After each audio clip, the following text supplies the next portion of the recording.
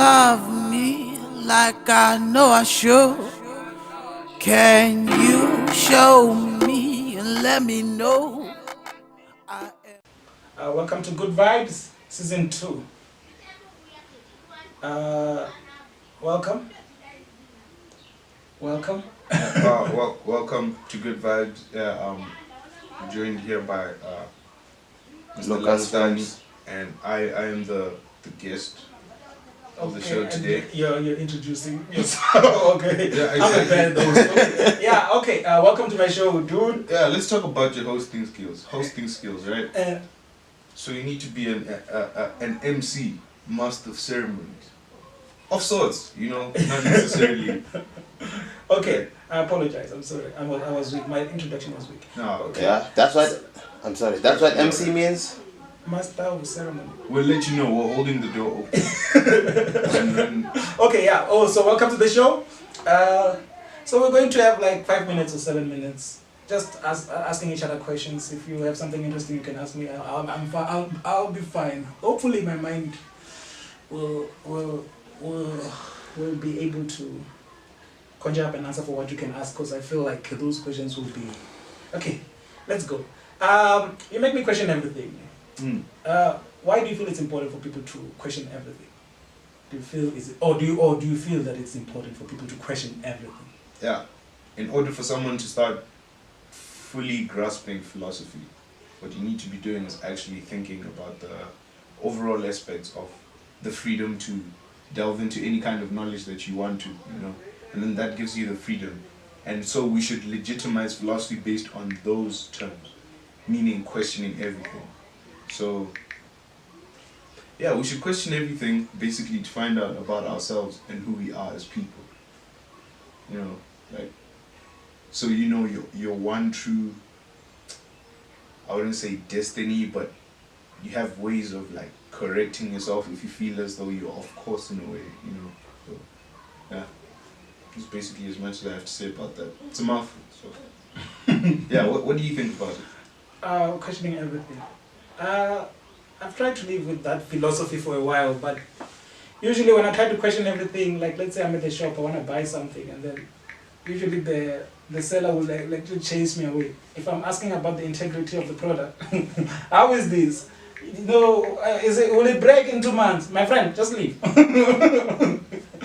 Yeah, there's like no more responses you get from shopkeepers. Yeah, so I've tried to live with that philosophy because I've also heard of the same philosophy but from a Greek or Latin philosopher. Something like that. I don't remember his name. I actually meant to check it out before the show, but I forgot. Yeah, so his concepts are to question everything, ask why. And then it will make your life better. Just ask why. Like if someone tells you that you have to tie your shoelace when you want to walk in the streets, ask why. That's the moral of the story. If you ask why all the time, you're never going to go wrong. If you tell me, if you don't tie your shoelace, you're gonna trip and then you're gonna fall. And then some car, you could trip in the wrong place. You could trip in the streets while a car is coming, and then a car could hit you. That's why you should always ask why. Sometimes it could save your life. So that's pretty much where I got the question from. Yeah. Should we stick with that? Because I can go to the next topic. Yeah, no. We can move on. Okay, you don't have anything to say there. Okay, your outfit. G told me an interesting thing about your outfit. Can you please explain your outfit?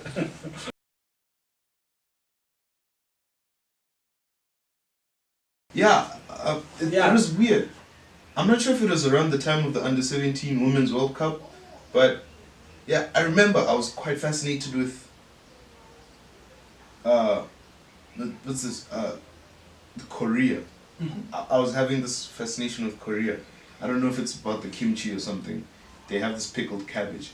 But anyway, what happened is it was a hot day, like a hot day, you know what I mean? And so I was wearing jeans already, and I had a shirt and everything on top of that. And I thought to myself, wouldn't this be the perfect time to come out and actually like try and challenge an aspect of like who we are as human beings. So basically what I decided is I'm a male man, right?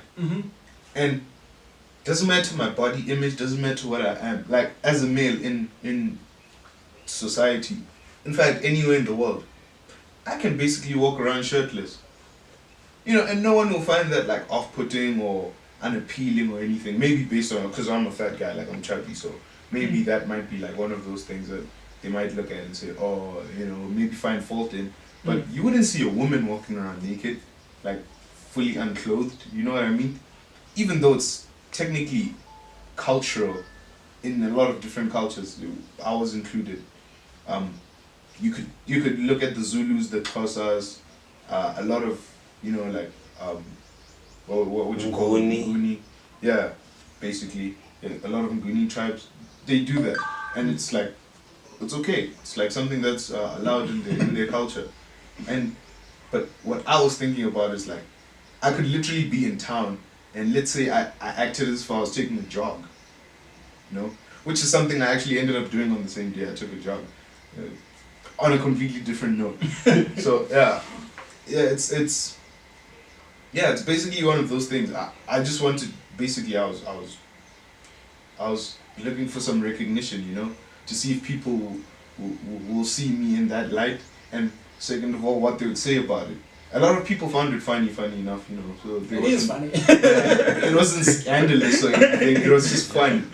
But in my head, like the whole time, I was challenging, like, what if a woman were to do this? How would that make people feel? You know. Awesome. So yeah, it's basically one of the motivations behind it. I mean, apart from the fact that I'd look stylish, but I was killing it. So yeah, swag. Okay. Swag. My next point is drugs.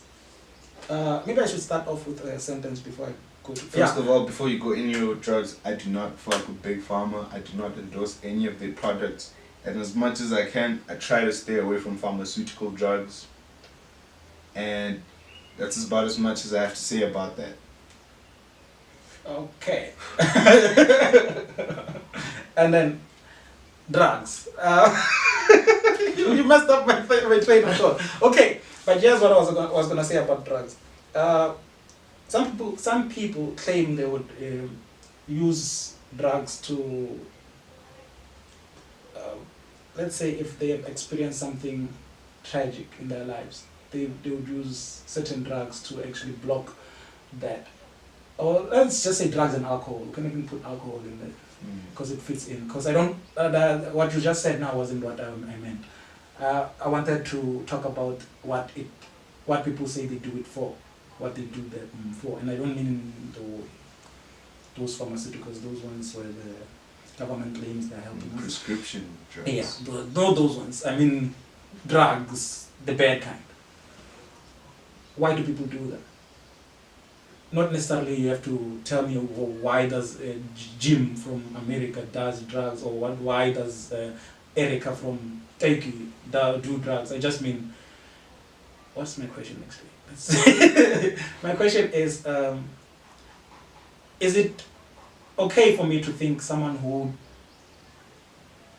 who does drugs in situations where I wouldn't, like if I experience a loss, I'm dealing with that by tears, crying myself to sleep every night. If I've lost an uncle, for example, I'll cry myself to sleep, and they choose to block that. Is it okay for me to come and say, I'm stronger than you because I was able to deal with that tragedy without any form of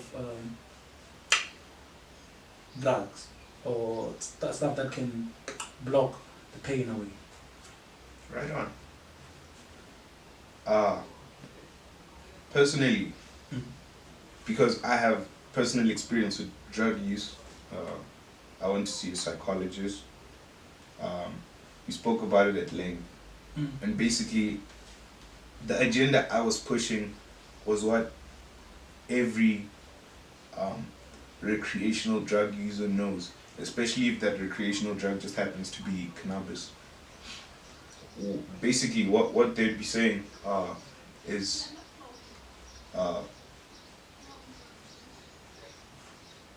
it's not necessarily addictive, but it's habit forming, you know. Habituated. So it's habituating, meaning someone who tries it will end up wanting to do it more and more and more because it feels good, because it's euphoric. But bear in mind, I know people who don't actually like it, who stopped using it basically because it didn't make them feel good. And you know, that just goes back to the thing about like how different drugs affect people differently. And even if I could go back to a premise, like the definition of a drug, it's basically anything that changes the chemical workings of your body in any way, of the human organism. If you pop it, you sip it, you inject it, whatever, and it changes the way your body works chemically in a way that you can feel, then it's a drug. Meaning sugar is a drug.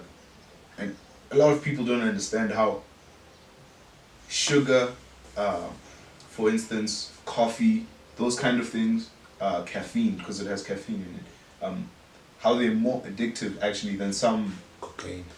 than some More people are addicted to sugar and coffee than cocaine. there you go. I mean, obviously these are things like people will need verification about because they're demonized in society, you know, like we make people who use them pariahs and we put them to the side because like you just see these people who you think are wasting their lives away doing something, and usually that's the case, you know. But society actually endorses, they welcome like people using even more like destructive substances that form even more destructive habits than people actually do. Because for some reason, like sleeping pills, that's okay. Like you can give people sleeping pills, you can give children sleeping pills, you know what I mean? And that messes like with a person's internal chemistry. Like if you can make Circadian rhythm. the circadian rhythm, which is what I was gonna talk about, your body clock, you know, like your natural body clock. Precisely. Yeah, over the day. Like that kind of thing. Like we can give people sleeping pills and it's okay, but like you can't give them something medicinal, maybe like Something natural. something natural that will help them. You know, I don't want to sound like a hippie flower power, you know. But like you could give them something natural would have a similar effect, you know. Yeah, knowing pharmaceutical products and all the precautions you have to take because there's certain unforeseen things that could happen, and all the negative aspects, like the disadvantages, I forget what you call them, it's actually on a leaflet, like all the bad things that could happen if you don't take the right dosage, you know, the likelihood of overdose, which is possible but won't actually ever happen, like under marijuana, which is like, you know, what I used to use, like I say, I mean, which was my drug of choice. Yeah. And in any case, yeah, for instance, cocaine, for instance, you could overdose on cocaine, but you must also think of the things in the cocaine, like external factors, as an economist would put it, you know, like externalities. The fact that cocaine is so sought after by so many people, right? But at the same time, from all areas of society, like people are trying to shut it down, it leads to a situation where danger forms around the substance because only the people that can procure it have to do it through force and violence. And that kind of gets, in a way, translated into the final product, like when you're at a party and you sniff it, and then you get that burst of euphoria, but at the same time you're paranoid. Like that could have, that could be intricately tied with what people have like been doing before you actually get the final product in hand. Like, do you get what I'm saying? Yeah. So, yeah, in a way, like I feel like drugs, people should be allowed, constitutionally, obviously in South Africa, in many different constitutions, they allow for this. We obviously have one of the most advanced in the world. And it basically says you're allowed to put whatever you want in your body, so long as it doesn't harm you or anyone else. So now you can see how cocaine is clearly like harming so many different lives until like it hits the user. Because so many people could die like from the transport of cocaine, like, you know, people who smuggle it inside their bodies, obviously drug dealers who take no lie, they don't take stick, you know, like, they very harsh and like dictator-esque, you know, how they deal with their business. They don't take any chances because getting caught like could have dire consequences legally. So people who kill people, for instance, like, that all gets translated into the final product that the person is using. And so you could find yourself actually going crazy about the externalities instead of the actual product, which could be something fun to try, but, you know, I wouldn't suggest it. Like, yeah.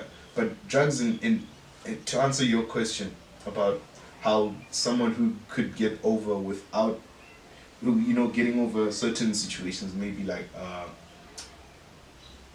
abuse or something from your past life, I'd say, if something like that does happen, first of all, what you must consider is the fact that, you know, the person who's suffering the abuse, there's not really much they can do about it. So whatever little they can should be seen as positive steps out of like the abusive mindset, you know, where you're kind of readjusting those circuits, like the impressions that were left on you as a child, and you're becoming an adult. It has this effect where you have to self-analyze, meaning you have to partake in philosophy. Everyone has to have some kind of philosophical underpinnings. You know, you sit in your bed and you think about something. You have to think about something. And usually those things are contributing to your best laid out plan for a good life.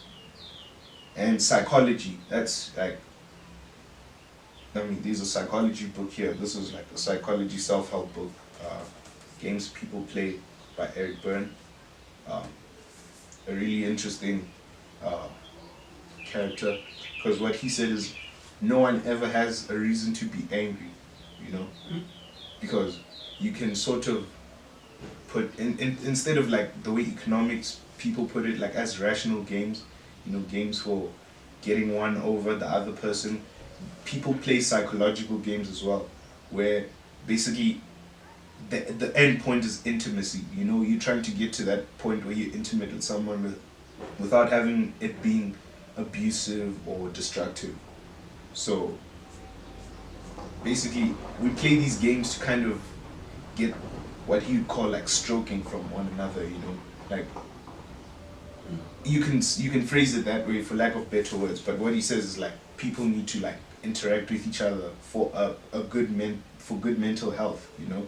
So, and then also you must consider psychiatry, which is tied in with pharmaceuticals and like the kind of hard line to mental health, you know, like psychiatrists more than psychologists, they're the ones who prescribe you drugs and they take you through like those exercises that, and like the problem is with the history of psychiatry, there's all these bad things like lobotomies and, you know, how if someone were to have some kind of a bad impression left on them from a long time ago, which steadily drove them like mad or something because they weren't thinking about it in the right way, they weren't phrasing it in the right way, or they didn't have the support system. Like what they would do is literally put a spike through your head like a pin and hit a spot in your brain. Frontal lobotomy. A frontal lobotomy that literally just like, yeah, basically like stop you from functioning, and you're never who you were before it, you know. So that kind of thing, it hasn't, it's like following the arrow of time. That discipline kind of stays ingrained in the psychiatry, even though obviously they advance it more and more. You find out that people have this feeling that they have to delve into the brain in a violent way to kind of get what they want out of the human, when actually that's the human's natural reaction to whatever happened to them in the past or something. And so maybe you could find an easier outlet, which is what they try to do, granted, you know. I mean, it's a whole discipline, and I'm not going to like break it down all by myself and like say it's not fair or anything, but basically those with a stronger mindset who can overcome past misgivings and, you know, without drugs, I'd say, yeah, they are strong people. But then it takes a certain skill level and like a certain intelligence to be working with drugs. You know what I mean? Especially the illegal kind, because you need to know the people you're dealing with. You need to stay sharp all the time. Obviously, watch out for the police and getting caught. You know, while at the same time you have to duck and dodge your own family, which is also another level. You know, like, and if you can successfully do all of those things right and you never get caught, that's like, it's actually a sign of mental strength in itself. While at the same time you're self-medicating by getting over like whatever it was that could have bothered you or still bothers you. What most of the time actually people are doing it just to have a better mood. So, you know, yeah. I don't know if you could say technically that they're stronger, but it's worth discussing. I don't know. What do you feel about it? It's worth discussing, but we can move on. I feel like we should move on for that. Sure. I usually have a lot to say, so yeah, for that one we can. Don't ask me like overarching questions. No, we can. It's fine. It's fine. We can also do an extended. We have all the time in the world. We won't do that what typical TV thing where they go like, we're out of time. We don't have that. We don't have. There's no such thing as out of time, as Russell Brand put it. Time is all around us. Time is everywhere. We will never be out of time. So that's TV. That they do that to you because they are owned. We're not owned by anyone. We can talk for as long as we want. So I just wanted to skim that one because I have another interesting one, which may help our viewers if there's someone who is like that. So the next point is sense of belonging. Sense of belonging. Yeah. Yeah, like. Should we? I don't know. Let me ask you. Sense of belonging. What motivated you to use that as one of the topics we're going to discuss today? I've always tried to fit in where I was not accepted. You can put it that way. So sense of belonging means it seems like a lifetime struggle to be accepted by people who will never accept you at all. Yeah, so I don't have any more on that except my painful past about it. But no, that's why I thought I would ask you. Do we have to fit in, or can we just create another world where we are accepted, or where you can create, if you're a man, for example, you can create a world where you are king. You can find your own queen, or something like that, instead of trying to fit in a world which will never accept you ever. Yeah. I have a good analogy for that through a story.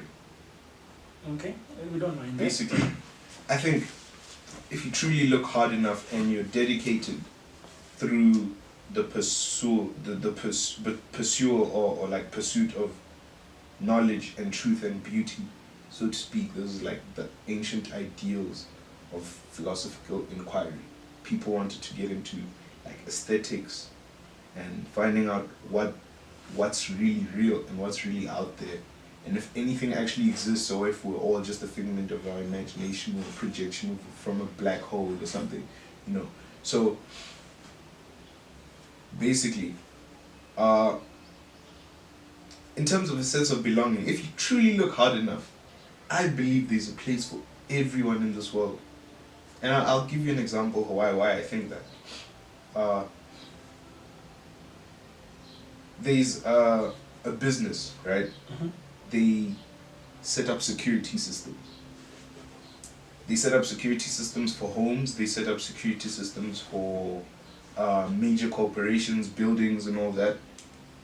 And so what they do is, after they've come up with a new mechanism for securing property, for securing data, for securing whatever it is, they send in a person.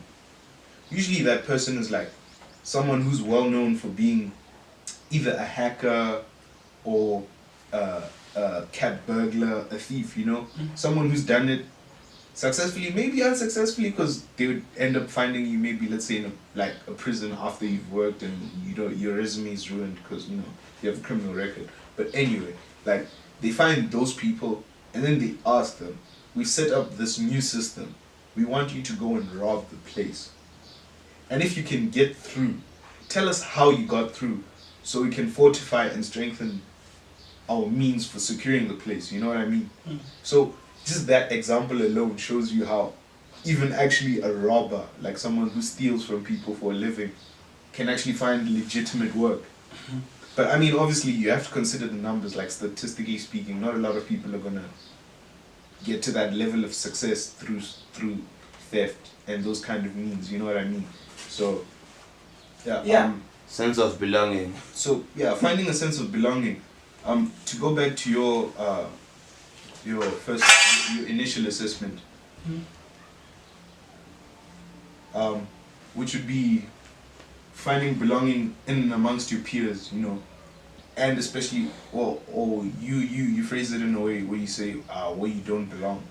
So basically, it's forging a path, being a forerunner, so to speak. Pioneer. Yeah, a pioneer, voortrekker, whatever. You know, like someone who basically, trailblazes, sets the tempo and the tone. I think that's what you're saying basically. You're one of those people who likes to set the pace, meaning if we're gonna be doing something, it better be according to Langutani's plan, you know, like his best laid out plan for whatever it is that we're doing. So in terms of finding belonging, I think it's actually a case of finding the people you're most comfortable with, right? Who you can perform with. So it's like, you know, running with a pack of wolves, so to speak. Flying with the eagles instead of the pigeons, you know. It's that kind of The word that comes to me is like-minded people, finding like-minded people. There you go again. I agree with you. Like it's finding like-minded people, individuals who are suited to the way you do things, who are able to reciprocate your energy at any given moment and turn that and use it to make something successful. You know, like something bigger than. You don't have to be a ninja, dude. You can just come in. Then make what you're doing worthy. You know, they make it worthwhile, basically. So yeah. I get you. Just finding your own people. Yeah, I never had a problem making friends though. I mean, I was a bit chubby as a kid, so it did get to me that one of the ways other people would connect to me obviously was at first my appearance, and then further on, like after they'd get to know me, they'd find out I was actually like I think I'm a pretty cool guy. So, and I think what you think about yourself kind of translates onto other people.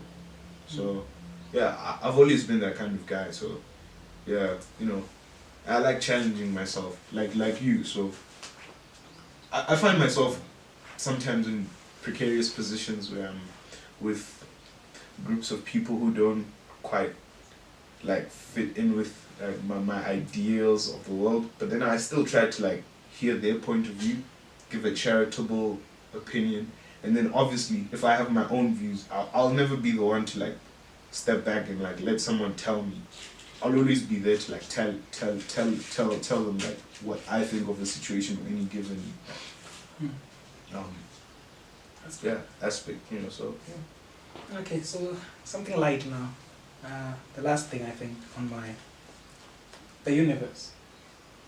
the universe. Yeah, something small, you know. Like Something small. Like yeah, that's to end the whole discussion. Actually, I think an hour was fine. Yeah, so the universe. The universe. Yeah. Have you watched the Hitchhiker's Guide to the Galaxy? Have you watched the Hitchhiker's Guide to the Galaxy? No, I haven't watched it. So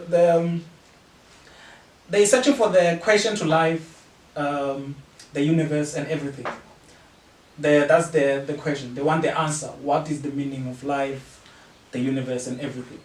And then so what they do is they build a supercomputer which is so smart. It knows everything about everything, and then they go and ask that question, supercomputer, can you please tell us what is the answer to life, the universe and everything? And then the computer goes and thinks about it for how many years? Do you remember the years? It goes on a deep thing for like 1 million years. I don't know who these people were because they could survive for 1 million years somehow. So as the computer goes on and think, it goes like, come back after 1 million years. If you come back after 1 million years, I would have the answer for you. And And then After a million years. yes, the people go back. They go like, computer, can you please now tell us the answer? And then the computer is unaware of what they want. The computer goes like, what answer may this be? The answer to life, the universe, and everything, computer. We want the answer to life, the universe, and everything. The computer goes like, oh, that's easy. 42. Yeah. I feel like it's sort of like what is that thing that I'm looking for? It's a big joke, you know, like you've waited your whole life to hear something very profound, something very, I don't know, something Like fulfilling. life altering, man. Like Life it's- altering, yeah, something that will define your whole sense of being, and then what you got was a fat joke. Never gets old. Yeah, so what happens then? How do you... I don't know, ask E.T. over there, bro. I don't know, this is a Martian, an alien or something. Oh, yeah. What do you do then? Because a lot of people want finality. I don't know if that's a word. They want finality. They want concrete in certain things I do. Like, let's say, what situation can I bring up? There's a situation where I had to... Let's say I'm learning something new in chess because I like chess. I'm learning a new tactic, for example. Someone wants, I'm doing a tactic maybe to win one game in the future. Someone wants me to have such a, what can I say? Such a Yes. world, like Yes. that little, Fast. yeah, that someone doesn't understand the one step at a time analogy. Like, you know, you take one step at a time. I can't just wake up and then be a millionaire. I have to work towards that goal, for example. That's why the lotto is famous. That's why the lotto makes sense to a lot of people this side. It's because they want things Actually, immediately. there's conspiracy going on. Mhm. I don't know. I don't know if we've actually discussed it, but I think me and G share the same sentiments about this. Mhm. So it's like, I think the lotto is just there to collect money that's not in use. What do you think? Like, they show you a bunch of numbers, and then they take all your money, like nationwide, the whole country's money, and then if someone happens to win, they give you back like a portion. You know what I mean? That's one of the greatest business ideas in the world. It's genius, man. It's It's gambling. But, You literally just take people's money. I think we can go back to psychology with this one because you've I studied. think we should live action, like have a propensity to confirm conspiracies. If not confirm them, at least like speak about them. You know, Okay, we can do that. because But one thing they I lead also you to know, different types of thinking. spin like, off. yeah, one thing Yeah. I also know about that is that That's the spin-off. studying the mind, again, it goes A back human to mind. it ties back to the thing about finding truth.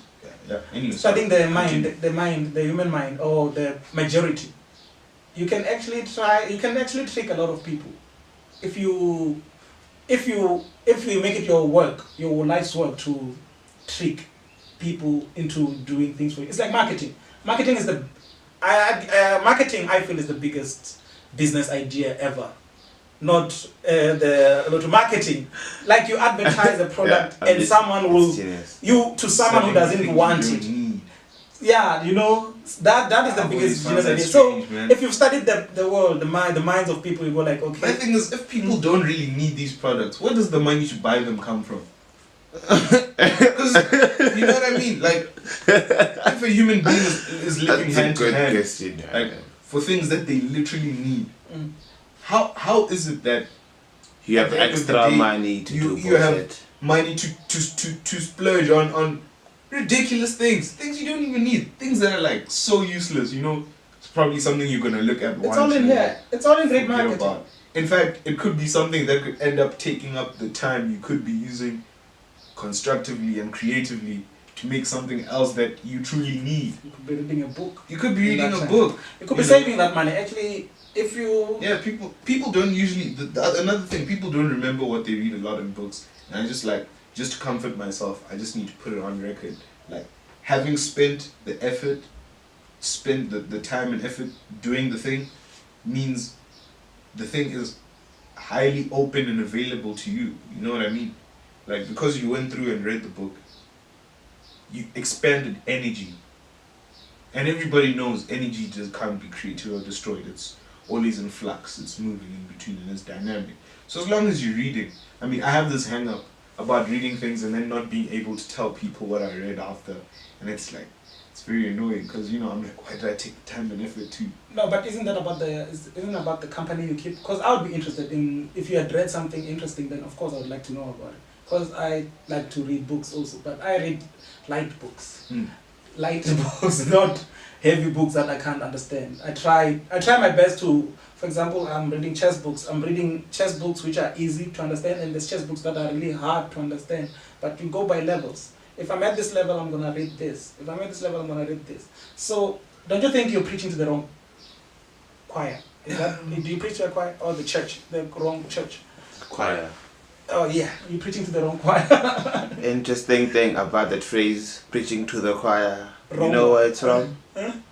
You know, in those churches in the US of A, how the choir is like up there in the front with the pastor. So it's like when the congregation is not, when they're not listening or like The choir is the one reacting. so you're preaching to the choir, as in you're telling people who already know. Ooh, that's interesting. No, but I don't think it's the same with this case. He's No. preaching to people who are not. No, but he's saying. Here's the thing. No, but he's saying Traditionally- he forgets. But he's saying that his thing is that he reads the book and then he forgets what's in the book. Oh, before that, he also has a thing where Yeah.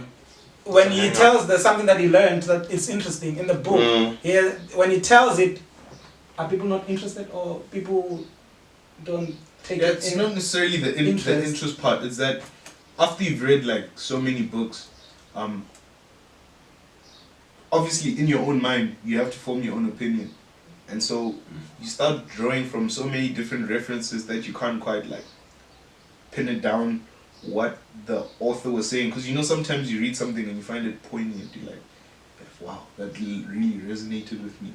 But like as soon as you try and translate it in everyday speech to someone else, for instance, that's like a friend or something, while you're doing nothing, basically, you know, like doing the thing where you're speaking to each other, like, you know, day-to-day like conversations.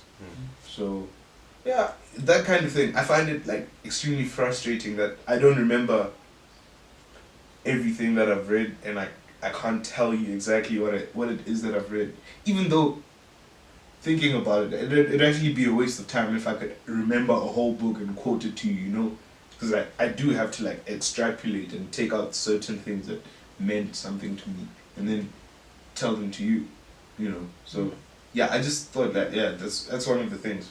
Yeah. I think there's a. What are we talking about again? Like the universe. So we're still on that point. Everything is in the universe. Everything we talk about here is in the universe. So yeah.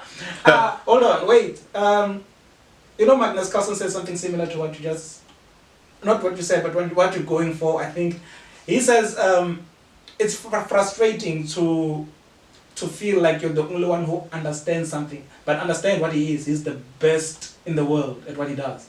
So he says it's frustrating sometimes to be the only person who understands something, because you have And not. I'm sitting in this chair thinking, I'd like to see what he sees. You know. You know what I mean? But it's a. Like, what does he see looking at a chessboard? You know, someone who could literally go and sacrifice a queen. You know how badly I need my queen to finish the chess game. Yeah. So I'm usually a strong finisher. I usually don't start well. So, I mean. Yeah. So it has that quote. It's frustrating to feel like you're the only It person who hinges on so understands. much. And knowing, right? And keeping it to yourself, not revealing. Sort of having a poker face while playing chess. Maybe sometimes you do reveal, but people just don't. That thing Don't. brings you into it. So Don't now I'm get- talking about poker and don't- chess. Sorry. They're actually levels of related. meaning. They're related. There's a strong chess player who's also a poker addict. Oh, poker.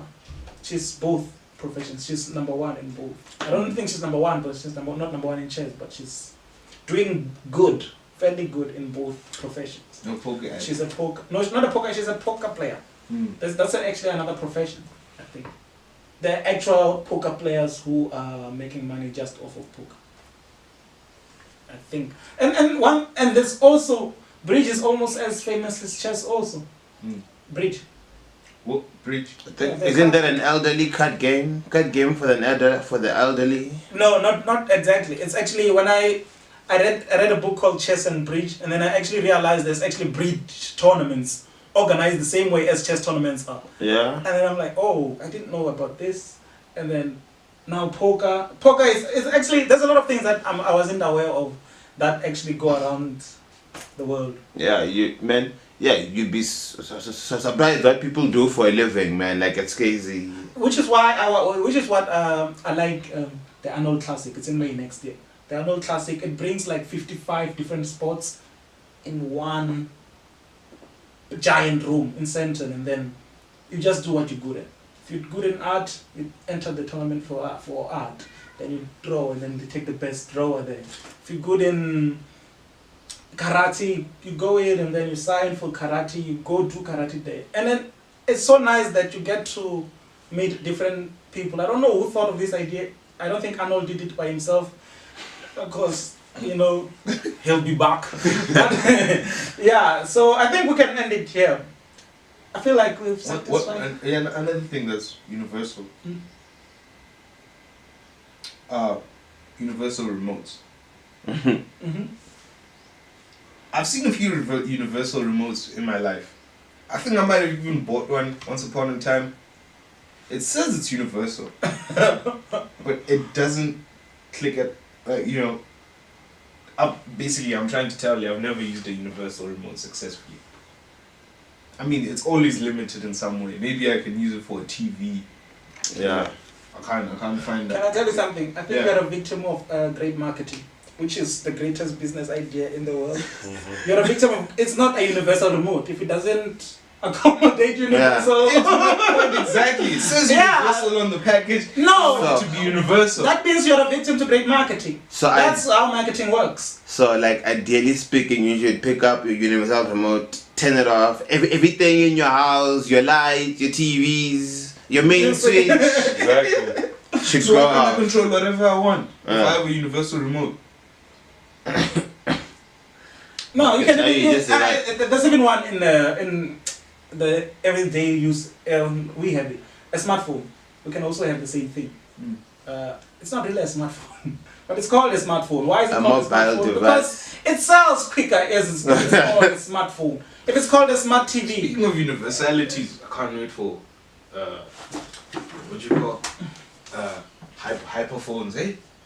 Hyperphones are probably the superphones, smartphones, hyperphones. Superphones, smartphones, you have those levels. Hypermobile device. But you understand that it's just Who knows what a marketing. hyperphone could do?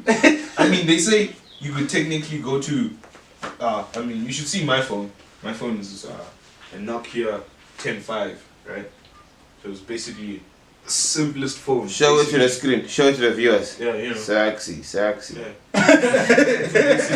See, no camera, nothing. Yeah, you know. Is it the They're same? objectifying you, Harley. Yeah, you see. They're putting you as a sex object. Huh? Isn't it?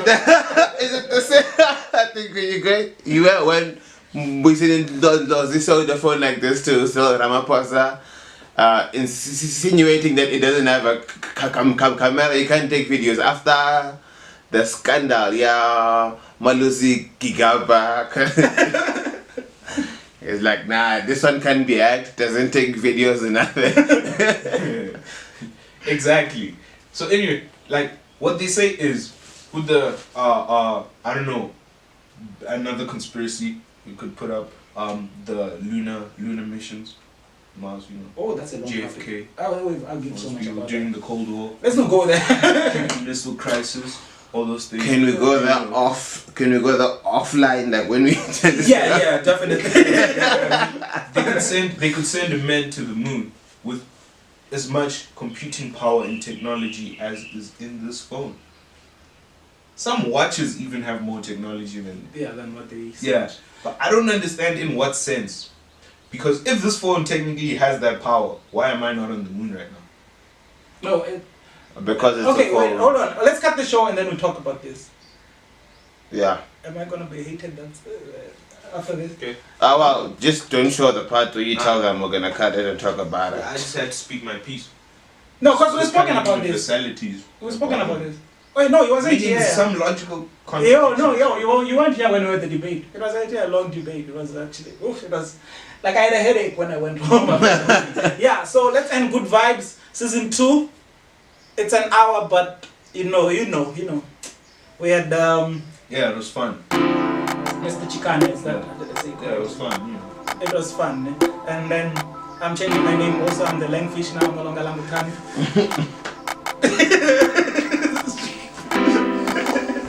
Yeah, so he wants to go to the moon debate, so we're going to end the show now.